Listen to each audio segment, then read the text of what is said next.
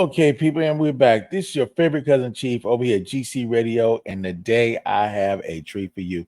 We have the one and only Captain Saban, my man Kevin. The building. How you doing, brother? I'm great. I'm great. How you been, man? Man, challenging and inspiring, brother. Challenging and inspiring. I like that.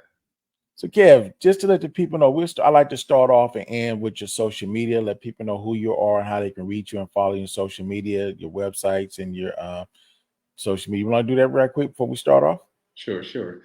Um, I am him, the one and only Captain Salem. Actually, Captain Salem of E40. My Instagram is official Captain Salem.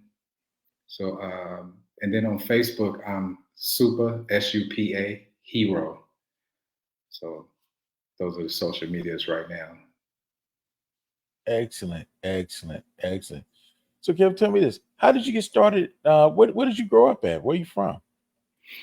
Funny enough, actually, I was born in Compton, and Okay, that's what a lot of people don't know.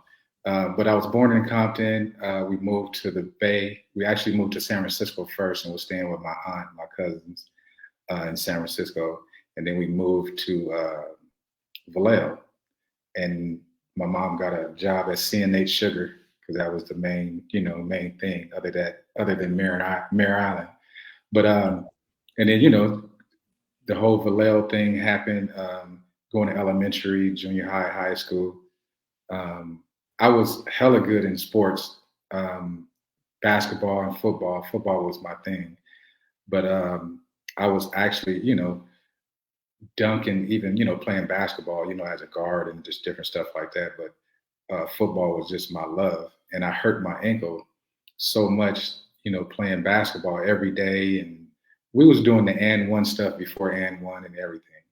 And when my senior year of football came, because I wanted to go to Oklahoma University, because Billy Sims at that time was it for me, and Earl Campbell, Tony Dorsett, all that kind of stuff. But right. when my senior year had scouts coming out and everything, but I had killed my ligaments in my ankle so bad playing basketball because I would sprain my ankle, but I would come back the next day and play on one foot because I wanted to play so bad, but I was just killing my ankle. So when football came, I'm a running back, and I would, shake and move, and I would fall over. It's just like it was over with. So at that point, it was a thing of my cousin Tim was like, "Man, you got to come on here to Oakland and get this money." So that's when we hit the streets. Wonderful, wonderful. So what opened the doors opportunity to get in the entertainment business? How do you get from sports to entertainment? um, well, I've always loved music, and if you ask a lot of other people, they say I'm always the life of the party. I'm the one do the jokes. I'm the one, keep everybody laughing and smiling and everything. So the whole entertainment thing was always in me, whether it was, wanting to be an actor or whatever. But even in Vallejo, we were doing talent shows, and I was the lead singer of a group, and we won first place. But the crazy thing about it is I wasn't really tripping on winning so much. I was tripping on the young lady, Kim Allen, who threw the talent show. She had packed out the auditorium. And I was tripping on that more so than us winning.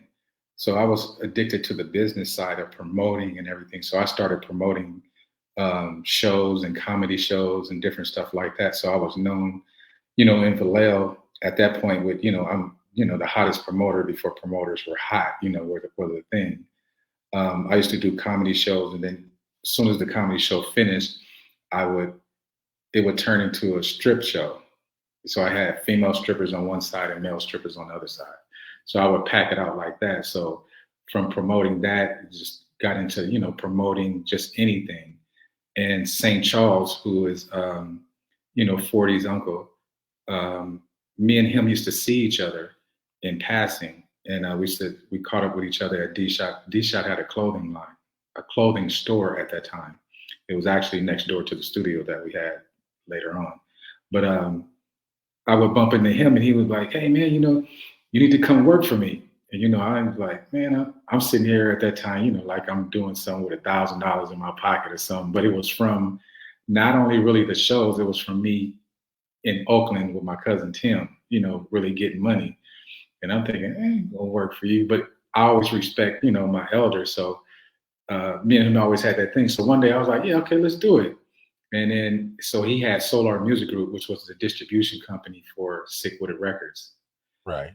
Um, so I started working for him, and that's when the whole thing started. And this was, of course, before the internet, before any streaming or anything, right? So he had me sit down and just really talk to me.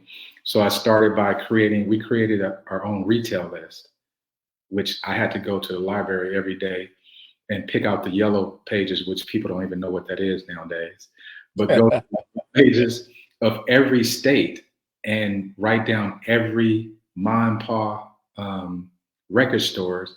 And then you remember it was Tower Records back then and everything. So it was like it could be 20 Tower Records in Texas or something. So it was a lot.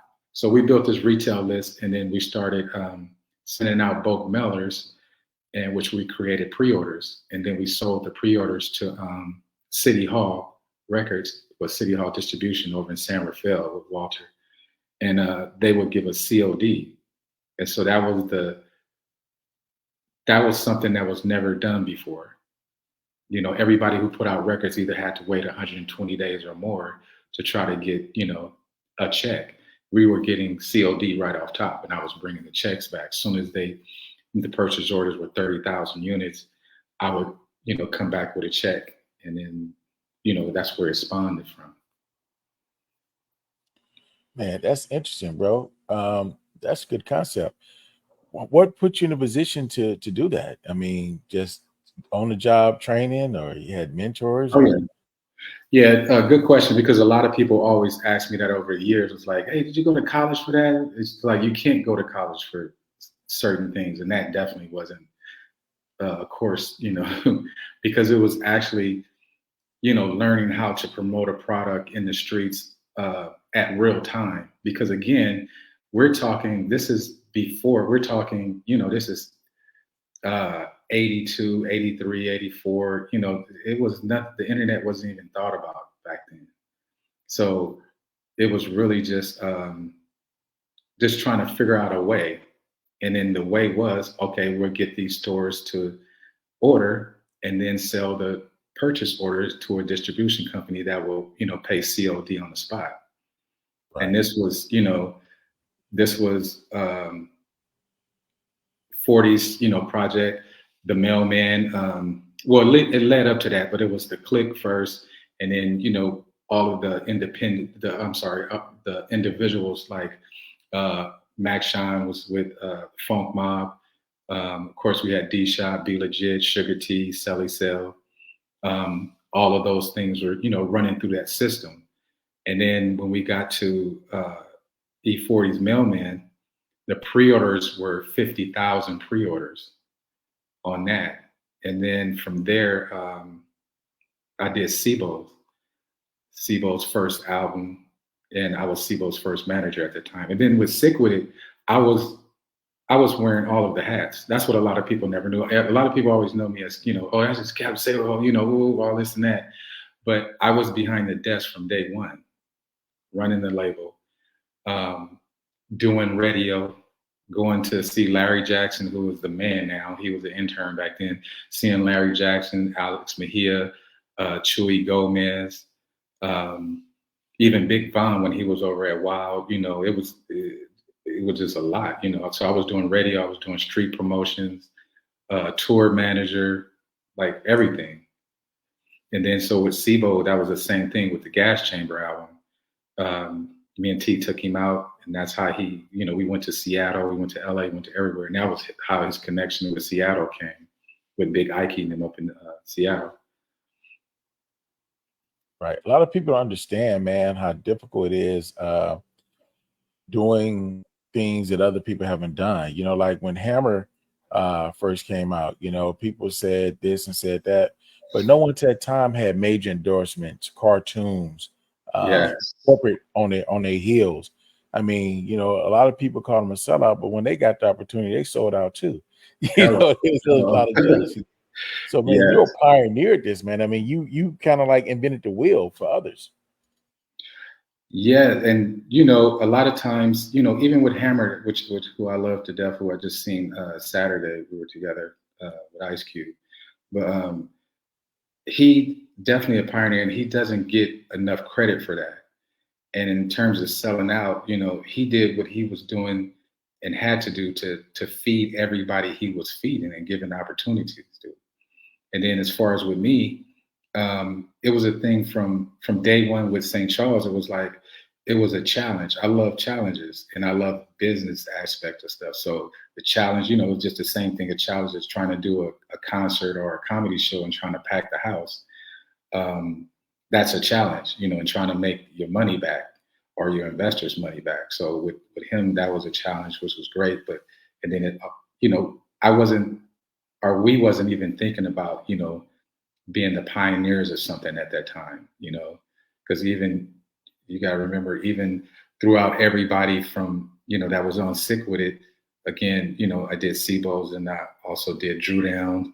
I helped with the Loonies, so on and so forth, you know, and that was due to me, you know, being the one to be able to go either talk to these people at the distribution to structure people's deals, or even just to structure um, their rollout to be able to get pre-orders and to get in that COD system that St. Charles had, and that's how again Master P came, and that was a whole nother thing. You know, a lot of people didn't believe in P, and I was always the one who I'm always me. I've never changed, and I've always and P will tell you that today. And I've always been the same way with P from way back then. He used to come to the office a lot, and the crazy part is like everybody wasn't trying to fool with him. Hey, oh, P, you know, he ain't got it, he ain't this and that. And P, that's my guy, you know. And he would come to the office, and the funny part is, I would call 40 at home and hand P the phone. Be like, hey, what's going on? Hey, Kev, what's happening? I was like, hold on, and then hand P the phone. Hey, Wally, you know, because he was trying to get, you know, 40 on some records and stuff. And then, you know, they'd talk and then 40 would be like, yeah, give Kev back the phone. Right. You already know. Yeah, man, I got the hookup for the hookup came. Right. He'd give me back, but he'd give me back the phone, and then 40 would be like, man, I'm gonna knock you out when I see you, right? Like, okay, cool. All right, love you too, you know. And so, and then, I mean, constantly, every time Pete would come, I would do that. It was just like a rolling little funny thing, but you know, it was all in fun. But it just believing and just seeing stuff that people didn't see, and you didn't really have to see, you know, somebody being a star then. It was just put in the work. It was gonna happen regardless. That's my philosophy was always back then. So let me ask this part, Kev. So when you got in the entertainment business and you saw that there was a void and you found a way to get through it, how did you transition from businessman behind the scene to getting actually in the suit? Who came up with the concept? Yeah, that's the question. Yeah. So I actually got a book that I'm working on with my guy. He's my manager and business partner too on a lot of different things I got going on. B12, Brandon Rodige. We're working on my book now, and it's going to be in there. But the part how did that happen was one day I'm in Oakland. Okay, I'm in the town with my cousins, right? And then messing around doing something, and then I was on my way, and then to tell you how long ago, 40 paged me, and I'm like, okay, so he paged me again, and then you know you get that page 911, they're like, oh snap, right? So I hit him back. He's like, kid, where you at? I'm like, in Oakland, but I'm on my way to Vallejo. He was like, as soon as you get here, come straight to the studio. I'm like, damn, what happened? So I smashed to the studio. So as soon as I get to the studio door at Studio Tone Studio, right? Studio Tone opens the door, and Studio Tone and 40 grabs me. Like everybody's at the studio. I'm talking about everybody. B Legits, Sugar T, D Shot, Muggsy, Caviel, Tap That Ass. Everybody's there, right? So they grab me and they rush me past everybody. I'm going, what the hell is going on? You know, they're taking me to the back. I'm like, damn, do I need my knife? You know what I mean? So they take me to the back, to the booth, and they like, hey, kid, we need you to do something. Again, remember, I'm the life of the party. I'm the one who joke all the time. So they like, kid, look, that's all I need you to do is just go in there and just say, you know, you'll do this and that for a girl and female and everything. Like, honestly, that's the only thing they told me, right? So I don't know what this is, right? So I'm like, all right. So I go in there, put the headphones on, and Studio Tone said, go. And then the first thing that came out of my head is just, fuck that, what they talking about? I'll save a hoe. Like that. And it just kept running. I just kept, he was going like keep going. I was like, yeah, you know, I'll take you to Durant Square, you know, just went through the whole little thing. And then, you know, and then for some reason that Jamie Foxx thing with the Wanda character came in just at the end. I said, I got you. Right. And then next thing I know, the door opens to the vocal booth and they're like, yeah, hell yeah, that's it. So I'm like, okay. So I come out and then they sit me down and Studio Tone rewinds the whole thing and he plays Captain Save-A-Hole from the beginning. And it was the first time I've heard it, right?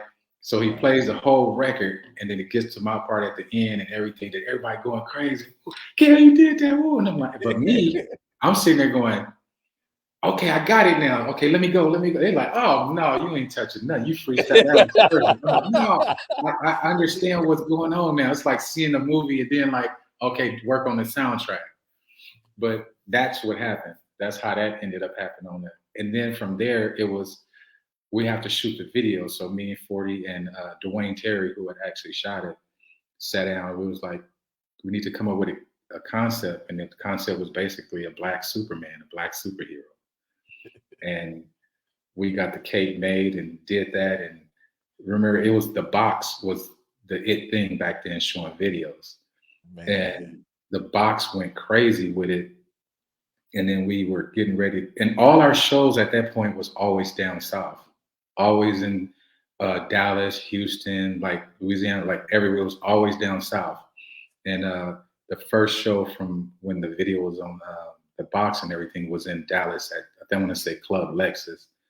And we go out there, and to add to me wearing all these different hats, I was also the hype man.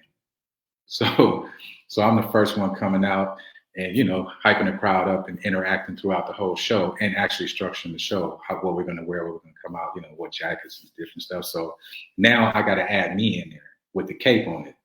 And I'm like, oh, no, I ain't ready for this. And before he's like, no, you got to put it on and come on. I was like, so we get to the club Lexus, and they had TVs all around the club, like little, it wasn't flat screens back then and nothing. It was these TVs, right? So I had, me being the marketing person, I had gave them the copies of the VHS tapes. And I gave it to them and they popped it in, and you know, we go in the back and we get ready to come out. And I know the song selection because, you know, we work on the stage show. So I know what songs come on when it is. That's how I'm interacting throughout the show. So Captain Save-A-Hole's coming up. I'm like, damn, I got to go in the back, put this cape on, my heart racing and everything. Put the cape on. Then, you know, Captain Save-A-Hole come on in the part where 40 says, look up in the sky. It's a bird. It's a plane. What's that? Hey, Captain Save-A-Hole. And then I come out, I run out to the stage, and the people are just froze and they looking, and then they look over at the TV screen, and then they looking back, and they looking back. And then when they look back, the next thing I know, 40 grabbed me because girls was grabbing me, trying to pull my pants and pulling my cape and everything. and that's when we just like, oh yeah, we got him. It's over from there. And it just, you know, spawned from there. Man, this is amazing, bro. Because I've known you for years, brother. We've known each other for a time now, and I never knew that you was that deep into the entertainment industry. I knew that you knew 40 was connected with D Shot and everybody. Matter of fact, I spoke to Shot the other day. He got a new single he just dropped like 2 days ago. He wanted me to premiere it on our station. We are as soon as we get the drop from it. And like I said, we all just hung together and just knowing each other cool, go to the lake, we hang out, we riding our whips, but I never knew that you was this deep in here, man. I've been pulling on your coat. It's No, it's amazing, just bro. I'm just a team player, and I know how to play, my position or even positions. And a lot of people always ask me that and trip on. Even my cousins, my cousin Arch, and everybody, "Hey, man, you need to do this and that." And it was just like I should have listened to him because I missed out on a lot of other stuff that could have came along with it. Because I had other deals and stuff that was on the table, but I was focused on helping the majority win instead of myself, which but it's a great thing. Loyalty has its ups and in a sense downs if it is. Yeah, you're a great dude, bro. You've always been a wonderful person, pleasant guy, good business, and it shows. And that's how things don't happen by fate; things happen in destiny.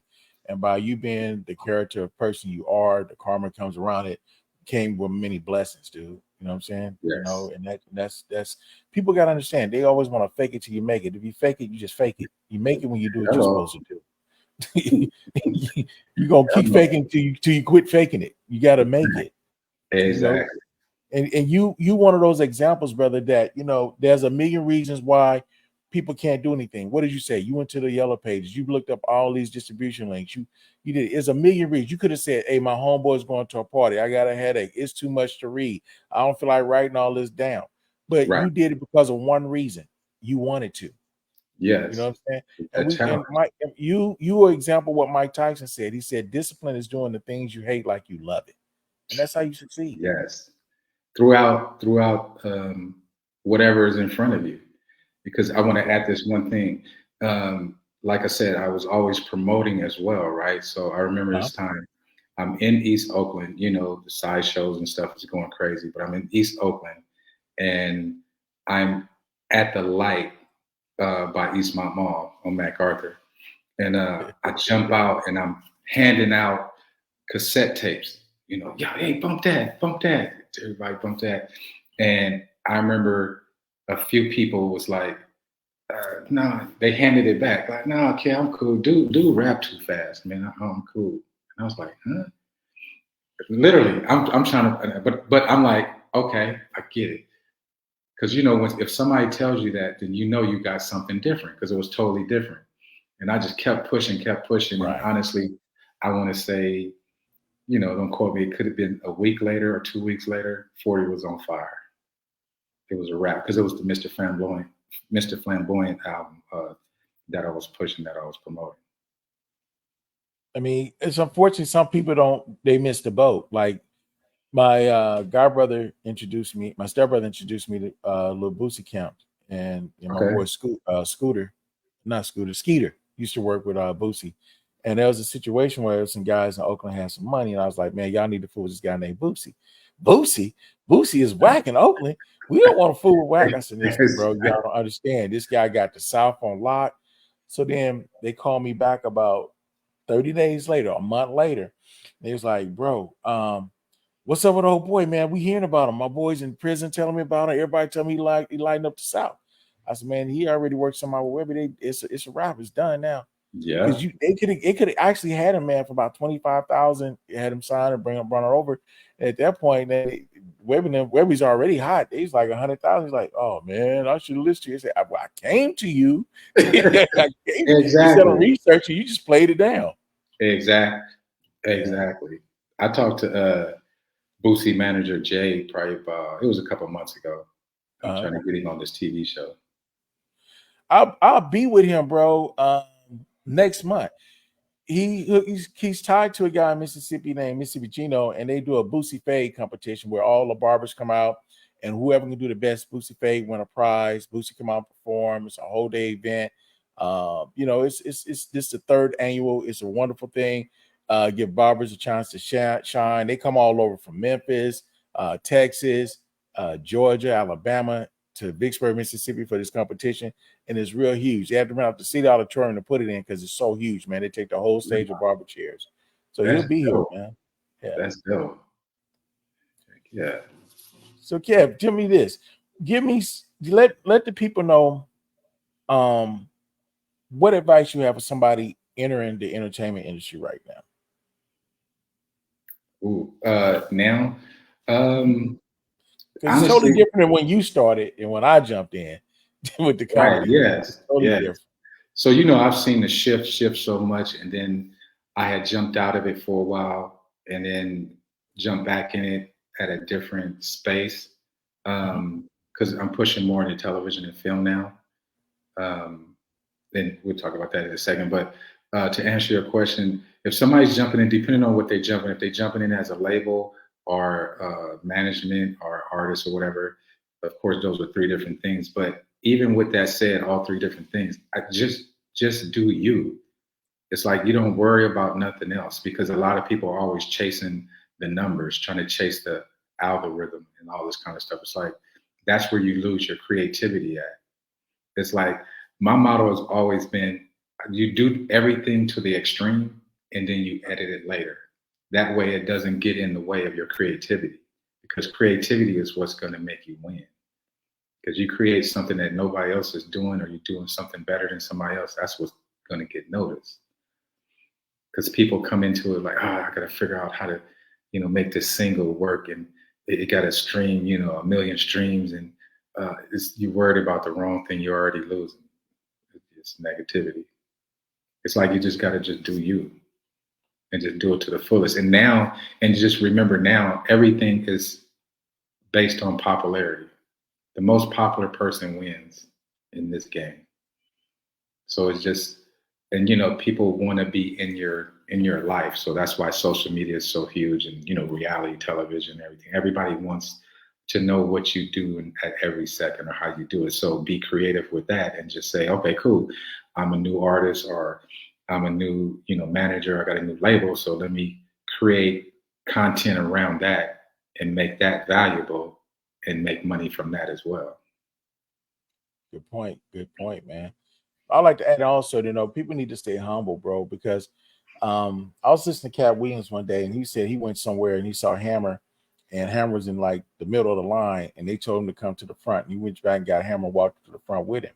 Like how you go from $100 million to a few $1 million and people like forgetting who you are, but you still got a few $1 million. You still doing things. And Hammer does a lot of stuff. People don't even know what other business that he's in. Yes. People think that he's broke. Hammer is far from being broke. He can Yes. hire all our black asses, but it's on That's right. payroll. It won't even trip. But you can't. He's humble, and people got to understand you're blessed from being humble. Like I was sitting here in the studio last week, and this guy called me up. And he said, "Nephew." I'm sitting like, "Who's this cat?" And he said, "This Uncle Marshall." I'm like, who? He says, "Uncle Marshall Thompson from the Shot Lights." Now, mind you, my father was in the industry. I was an industry brat, so everybody know me through my mom and my father. My mom worked for Al Heyman, dad worked for Philadelphia International Records, so everybody know me through the industry. Right. So I'm like, "How you doing?" He said, "Man, I need a favor. So what you need?" He said, "Your dad told me you got some radio stations. I need you to break my new record." I'm like, "Well, what kind of song you got?" I'm thinking Shot Lights. Tell me, have you seen it? I'm like, "Bro, come on now, Right. come on." You got that this song is called She Not in My Bed, but she's still in my head. I need you to break that. I said, "Oh, what kind of song is this?" It's a Southern Soul song. I said, "I have a station, man, but you want me to break it?" He's like, "Yeah." I'm like, all right. So I was obedient. I got on the Southern Soul station, the R&B station. I listened to it, and it was like a remake. So it was like kind of like the new blue Southern Soul thing. It was cool. And so I Hmm. said, "Okay, ain't nobody gonna listen to me if I say the Shot Lights." So I got on and said, "Look, I got a record right here. It's the #1 record in prison, every lockdown facility in America. She's not in my bed, but she's still in my head. Every inmate is singing this across the country." And he said, "Man, his Spotify and his other links started downloading like crazy. Man, you broke my record, nephew. I'm giving you credit, give you credit." He said, "What did you do?" I said, "I just introduced it a couple of times and played it a few times during our rush hour. And I introduced the #1 song in prison." He said, "Whatever you did, it worked. Keep doing it. Keep doing it." Right. See? It was just crazy, man. Just like certain things you can do that can trend things and open up doors. And from doing that, he's he's part of this group, this thing that happened in LA. They got him, um, Gladys Knight, the Barcades. It's about 20 groups gonna be on 4 stages. And he's like, "Well, I want y'all to come out and y'all to cover the concert live. You hook me up with the promoter." I mean, just blessings come just from being humble, man. You never Yeah. know what will happen. Just be humble Yes, and be sir. yourself. Yes, sir. I Yeah. agree. A million So percent. Kev, so now we know that you're the guru who you are. So I know y'all can hit him up. He gave you social media. You need this advice. What else you have coming down the pipe, man? What else we got to look forward from? Okay, well, I'm gonna step back a little bit because Okay. we have to mention the fact that um, after the E40, the Captain Salem, the Drew Down Pimp of the Year stuff, the Loonies I Got Five on it remix, which I was on as well. All of those things. Then I got with Ant Banks, Okay. my brother, and we created TWDY, which we launched Players Holiday. Wait, Lovely you was record. part of that? Yes, it's me, Ant Banks, Oh Too man. Short, and Reverend Forte. Wow. Yes, Man, that was the jam, bro. You couldn't yes, go anywhere in Oakland without hearing that, bro. man, that record went big. And the crazy thing behind that record was I had called Banks because remember 40's song, I Hope I Don't Go Back to Slangin' Yayo? Yeah. So that record was doing well. It was on the radio, it was doing everything. Banks produced that record. So I had hit Banks because I had, at that time, Jermaine Dupri was doing remixes and doing all kinds, when the remix stuff to your songs, right? So I'm like, I told Ford, I said, man, we need to do a remix. And then he was like, I don't know. So then I hit Banks because it was just bothering me. And I called Banks and he answered and I said, hey, I wanted to talk to you about, this record or whatever. He's like, okay, he said, hold on, I'm on a call. Let me hit you back. And then a few minutes later, Banks hit me back. And he's like, what's going on? And he was like, what's going on, dog? I said, man, I don't know. I just trying to get 40 do ring. I just want to do something. I don't know. He's like, what you talking about? What you want to do? I was like, I don't know. I want to do a record. That was the thing came out my mouth, right? So he's like, and Banks just being humble and cool. And then I have to let people know, Ant Banks has always been regarded as, if you will, the number 2 Dr. Dre on the West Coast, right? Oh, wow. Even Dre was on his record, Big Things, giving the shout out and stuff. But from sonically, quality, concepts, like everything, a lot of 40 hits, a lot of Too Short hits, Snoop Dogg's record, Everybody. like just constantly, right? So Banks like, man, let's do it. So I'm thinking, so I was like, okay, so I go to his house and then we do this record, and then he like, okay, that's cool. So the next day he calls me. He was like, hey, I was thinking, we need to do an album. At this time, Banks is getting like 30 to 50,000 a track, right? So I'm thinking he's talking about an album. I'm like, I said, man, I'm cool. I ain't got it like that, right? So he started laughing. He was like, man, just come to the house. So long story short, we did probably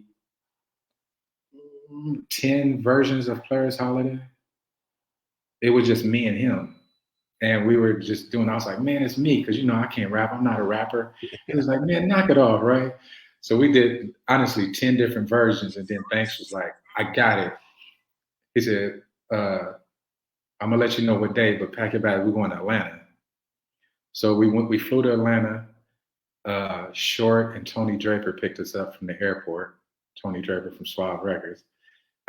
They had just left L.A. Reid's office and stuff because L.A. Reid was trying to get Tony Draper to take over his office because he was going to leave and go to Arista. And so we go to the studio in Atlanta, and then we go to Short's house and record Short's version. So when Short gets on the Players Holiday, and then Short's like, man, what else y'all got? So Short pretty much does almost the whole album with us. He does a lot of songs. So the group was going to be me, Ant Banks, and Too Short. But at that point, Jive wouldn't clear him because that was when he was talking about retiring. So they were trying to, deal with him with his catalog. So we ended up coming back, and then we added Rappin' Forte and then Mac Mall, and that's, we released Players Holiday, and it went crazy. We did every summer jam in Hawaii to Miami to Cancun to everywhere. So that was that was the big thing, you know, with Players Holiday. And then so moving up from there, um, so now it's like I launched a television and film production company because I had been doing a lot of management, consulting, and a lot of different stuff for a lot of people. So my guy Max Shine 100, who's he's 40's cousin, but he's also Ice Cube's cousin, and he came to me. He has a TV show called Weed and Munchies that he had, so I helped him develop it. And then I said, "Well, it's Cube," because he was like, "Cousin Cube is going," you know. He said he down with it. So I said, "All right." So I put the paperwork together to get Cube signed on as executive producer with me and him. And so we have that show. We just did a Zoom meeting today with John Legend's production company because they want it, and also Lionsgate wants it right now too. So I have that thing going with Ice Cube and Max Shine. Then I have another show I created for 40. It's called Goon with the Spoon. It's the same as his book that he has out, Goon with the Spoon, him and Snoop. But I created a show, a cooking competition show based around all of his products, his liquor, his food products, and everything. And I got the rights to the Prince. They're going to do a movie on Prince, the singer, and I have the rights to do the soundtrack through my label, through the people who are doing it, which is a partner of mine, Lisa Stewart, and Theo London. Theo London was Prince's last manager when he passed. Like he was the one they called to identify the body, which I don't know why he had to identify it, but yeah. So it's a lot. It's a lot jumping off, and I'm just structuring this new company right now to really just have everything, you know, run through the company because it's like I'm doing it individually, just as me, not my company. So, but I'm bringing every piece that I'm doing with all of these different shows and everything up under my company. So, bro, I'm gonna definitely have to keep you in the arsenal because we're looking at GCTV within the next 6 months, and we're looking for content. As you know, content is king whenever you're streaming, yes, TV, radio, whatever. And you know, and the thing is, like, I'm like you, bro. We do good and we do consistently good and good things happen. You know, yes, um, sir. when I pulled our ASCOut report and saw that we're in 51 countries, I almost fainted. And this is less than a That's year, bro. This is like 9 months in. Honestly, it hasn't been a year. But you know, we wow. just worked on being consistent, being good, being consistently good, and looking at the charts. And it's a lot of work, but it's fun, and the reward is great in back end because I get to call people like you that I know, and we get to sit back Yeah, and chat. Let a lot of other people, millions and millions, sit back and ear hustle on conversation, which we don't mind exposing because we have a platform for it. You know, so it's a great yes, thing. yes, man. Heck yeah, I love this. This is beautiful. That's why when Jeff reached out to me and was like, "Hey, you got time to do interviews?" And it's crazy when he texts me that I'm thinking, Jeff, you already know for you, of course, anything. And then he mentioned about you. Then once I talked to you on the phone when I was at the thing with Q, I was like, oh yeah, heck yeah. That's why I was actually early. I was, you know, online early trying to, you know, I'm big with being present for people who are real and who um, mean a lot. So that's why I was like, you know, I want to show up and show up right. That's why I always do stuff. I don't want to be late and like, oh man, you know. And I But appreciate it, brother. I appreciate the yeah, professionalism. And it's funny you use a Cube, man. I mean, I met Cube when I was I think I was in the 8th grade. Cube has a cousin named Dale that was in the lynch mob. And Dale lived two blocks from me. So we grew up together. So we sit around with kids when he came up to the town when he was in a group with their song My Posse and all that back in the day. I remember he was on Soul Beat. yeah, A Dale the Funky Homo lot of people Sapien. don't remember that. Yeah, Dale the Funky Homo Sapien. Yeah, man, Terrence, we go way back, bro. And Souls Ministry A plus, we were all in Boy Scouts together, man. I used to hate it. My Wow. father used to have me in Eastmont Mall, bro, in a Boy Scout suit on a Saturday. It was clown session Monday through Friday from that, bro. I was like, That oh is funny. Lord, but man. Yeah, man, this is a privilege and a treat, man. To hear all the stuff that's going on, to see how you blossom careers, your endeavors, and things of that nature. And I am pleasured and pleased, man, and honored to have you here, bro. Real talk.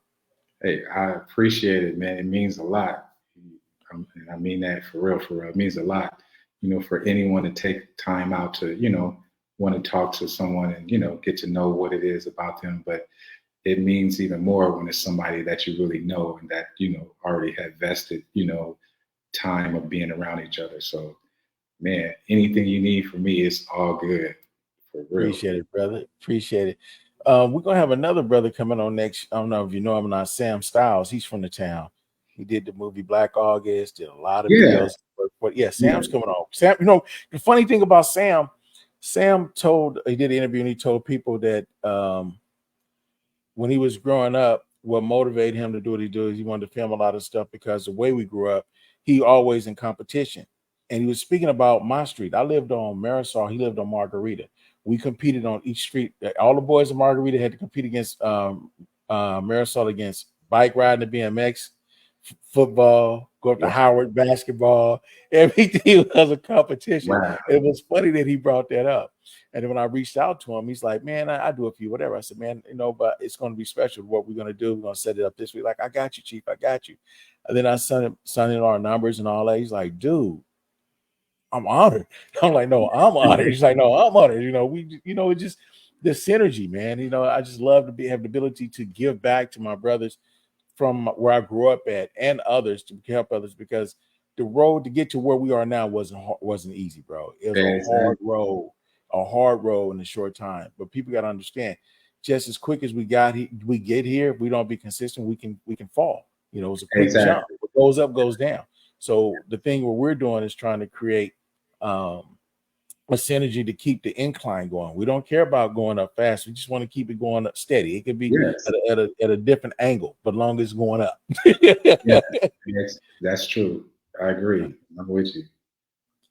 Well, anything else you want to tell the people, man? You've been very polite, very humble, very knowledgeable, bro. That's what I appreciate. Very knowledgeable. It's not just you come on and they get to see you, but it's a lot. I've learned from this interview things. I've known you for over 30 years, and I've learned some things I never knew, bro. Right, so that's crazy. Yeah. Appreciate this. This is crazy, bro, and I love being able to do this. Not only for me, just for the public, man. I'm sure other people knew you didn't even know the story or the side. Right, and the hard thing for me is to talk about me or what I've done, because to me it just sounds like bragging, and I hear it so much from other people. It irks me. So it's hard for me to, talk about me, but my girl, she gets on me a lot about it. My cousins do. Because at the end of the day, nobody's going to tell your story but you. And that I've seen that a lot, whether it's Sibo or whether it's Yukmouth or whether it's, 40, whether it's, whoever. A lot of people, do a ton of interviews, and whether they skip over it or, oh, dang, I forgot to mention Kid. It's like, yeah, okay. You know what I'm saying?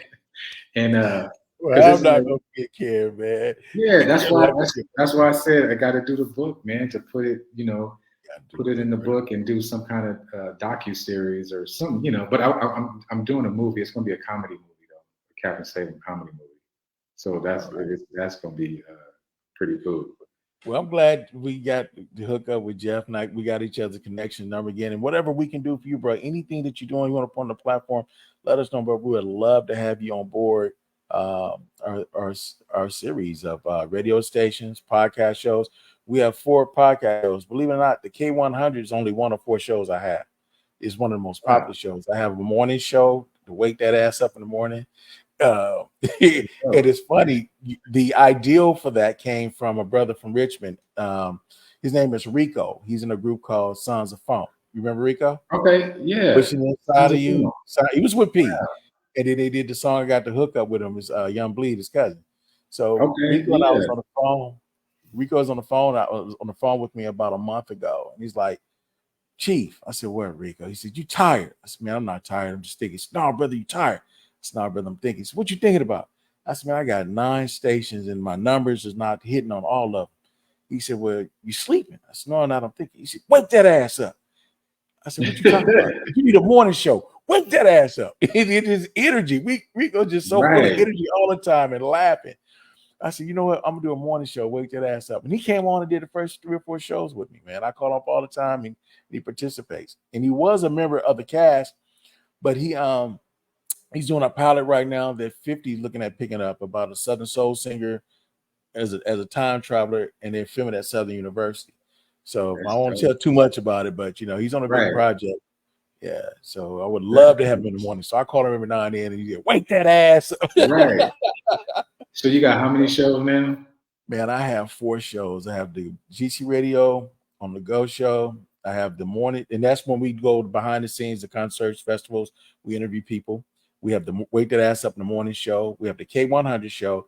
And since Southern Soul is a huge part of our network now, we have about 39% of our listeners listen 4+ hours of Southern Soul. We just created a new show called the Sugar Shack just for that era and arena. So I have 4 shows that I'm hosting and have co-hosts to bring people on. It's getting crazy. And Nicole Burke, are you familiar with Humor Mill TV? Humor Mill? Yeah, with Frank Holden. I remember another name of the brand. Okay. Well, they have the 2nd annual comedy award coming up in August. We just did a joint venture with Humor Mill TV to bring Humor Mill Radio. So it'll be GC Humor Mill Radio, and that will launch after next month. So I'm like getting stretched. Well, I'm about to stretch you even more because we got to do the Captain Saberho show. Man, I would love to put the podcast together and help produce it, bro, with you. I would love to, bro. Come on, let's go. Let's do it. Let's do it around some old school, man. Have all our money be. Let's get everybody up, man. Let's do it. Yeah. As a matter of fact, Mon was just there Saturday too at the Money hit me up just Friday. Told me he wanted to do an interview. Got a new project he's working on.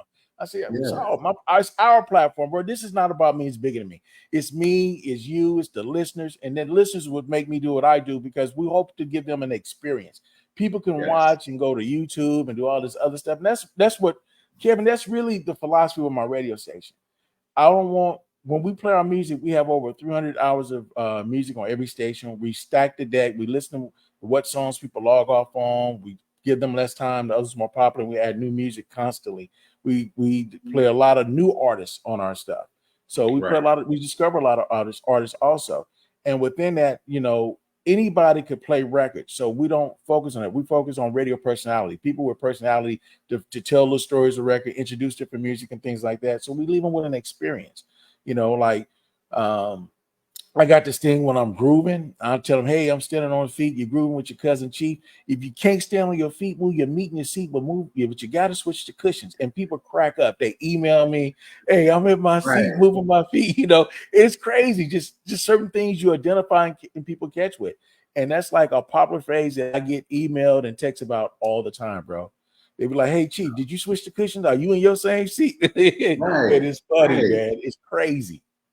That motivates me, bro. That and my bladder motivates me every day to get out of bed. Yeah, you better. Right on. That is funny. So before we get out of here, Kev, man, do me a favor. Give our people, your social media again, how to connect with you. And this is not the last time y'all going to see Captain, man. He's going to come back and look for a show soon. We got to put that synergy together, brother. We got to make this happen. I would love that. I appreciate you, man. Appreciate everything.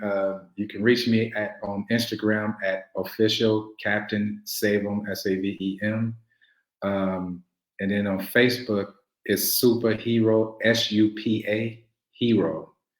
So and then on Twitter it's just Captain Savem. So I'm gonna show you something before you sign out. Check this out right quick. Yes, sir. Testing my mic 1 2 1 2. Yo, this is your girl Novi Star, and you are listening to old school hip hop R&B with your favorite cousin Chief, here at GCRadioHub.com. Let's get it. Nobody gets hurt.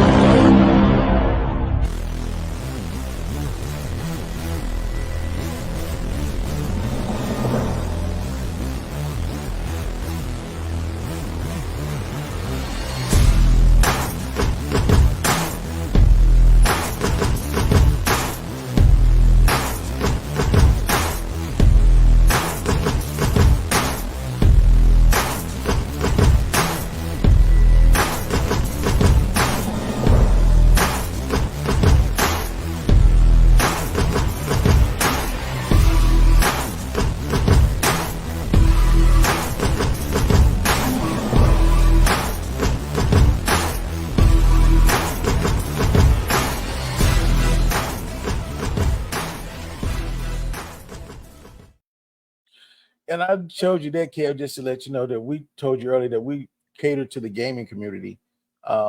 We have several stations that are on Grand Theft Auto, Fortnite, Black Ops, Second Life, Open Sims. These things were platforms and grids. It's like Meta, but better and easier and less expensive to get in.